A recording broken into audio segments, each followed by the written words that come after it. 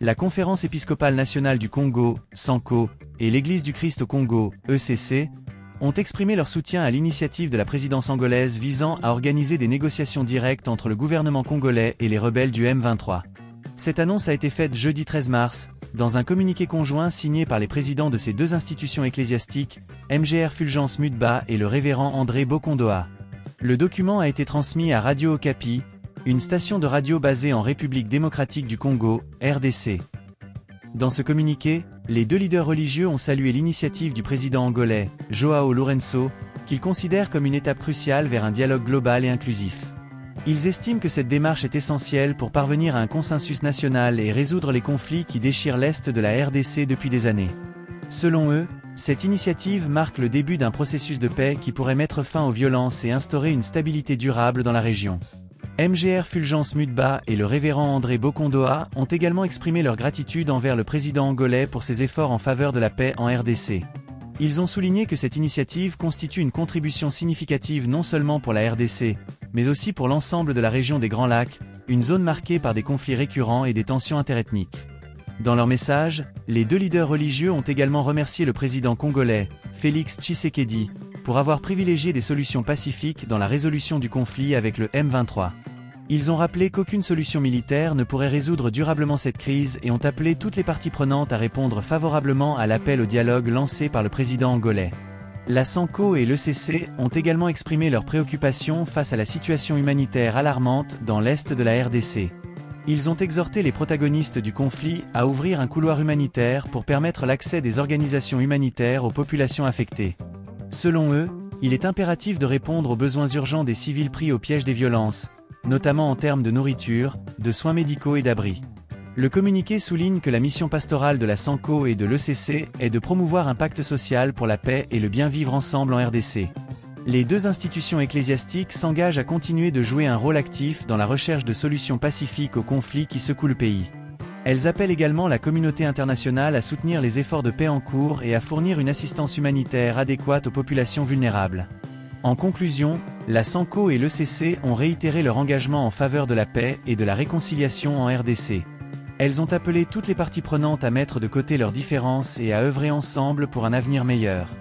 Selon elles, seul un dialogue sincère et inclusif peut permettre de surmonter les divisions et de construire une paix durable dans le pays. Analyse approfondie de la situation. La situation en République démocratique du Congo, RDC, reste complexe et préoccupante, en particulier dans la région de l'Est du pays, où le groupe rebelle M23 continue de semer la terreur. Depuis sa réapparition en 2021, le M23 a pris le contrôle de plusieurs territoires, provoquant des déplacements massifs de population et exacerbant les tensions ethniques et politiques. Les efforts pour résoudre ce conflit ont été entravés par des intérêts divergents, tant au niveau national qu'international. L'initiative du président angolais, João Lourenço, intervient dans un contexte où la communauté internationale cherche des solutions durables pour mettre fin à la violence dans la région des Grands Lacs. L'Angola, en tant que médiateur régional, joue un rôle clé dans la facilitation du dialogue entre les parties en conflit. Cette initiative est perçue comme une opportunité de relancer les négociations et de trouver une solution politique à la crise. Cependant, les défis restent nombreux. Le M23, soutenu par des forces extérieures selon certaines sources, continue de défier l'autorité de l'État congolais. Par ailleurs, les divisions politiques internes et les rivalités entre les différents groupes armés compliquent la recherche d'une solution durable. Dans ce contexte, le rôle des institutions religieuses comme la SANCO et l'ECC est crucial. Ces organisations jouissent d'une grande crédibilité auprès des populations locales et peuvent jouer un rôle de médiateur impartial dans les négociations. Réactions internationales.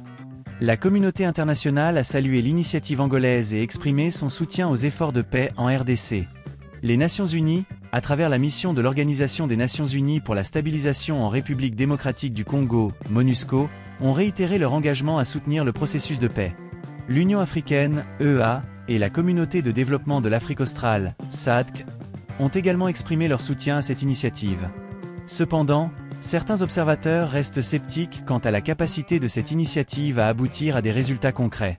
Ils soulignent que les précédentes tentatives de négociation ont échoué en raison du manque de volonté politique des parties prenantes. Pour que cette initiative réussisse, il est essentiel que toutes les parties fassent preuve de bonne foi et s'engagent sincèrement dans le processus de dialogue. Perspectives d'avenir. L'avenir de la RDC dépend en grande partie de la capacité des différents acteurs à surmonter leurs différences et à œuvrer ensemble pour la paix. L'initiative du président angolais représente une lueur d'espoir dans un contexte marqué par la violence et l'instabilité. Cependant, pour que cette initiative aboutisse, il est essentiel que toutes les parties prenantes, y compris le gouvernement congolais, le M23 et la communauté internationale, s'engagent pleinement dans le processus de paix. Les institutions religieuses, comme la SANCO et l'ECC, continueront de jouer un rôle crucial dans la promotion du dialogue et de la réconciliation. Leur engagement en faveur de la paix et de la justice sociale est un atout précieux pour la RDC. En travaillant ensemble, les différents acteurs peuvent espérer construire un avenir meilleur pour le pays et ses habitants. En conclusion, l'initiative du président angolais, João Lourenço, visant à organiser des négociations directes entre le gouvernement congolais et les rebelles du M23, a été saluée par la Conférence épiscopale nationale du Congo, SANCO, et l'Église du Christ au Congo, ECC. Ces deux institutions ecclésiastiques ont exprimé leur soutien à cette initiative, qu'elles considèrent comme une étape cruciale vers un dialogue global et inclusif. Elles ont également appelé toutes les parties prenantes à répondre favorablement à cet appel au dialogue et à œuvrer ensemble pour la paix en RDC. Dans un contexte marqué par une situation humanitaire préoccupante et des violences persistantes, cette initiative représente une lueur d'espoir pour les populations affectées. Cependant, pour que cette initiative aboutisse, il est essentiel que toutes les parties prenantes fassent preuve de bonne foi et s'engagent sincèrement dans le processus de paix.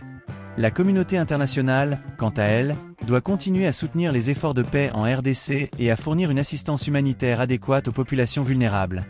Enfin, le rôle des institutions religieuses comme la SANCO et l'ECC reste crucial dans la promotion du dialogue et de la réconciliation.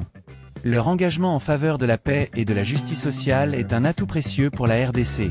En travaillant ensemble, les différents acteurs peuvent espérer construire un avenir meilleur pour le pays et ses habitants.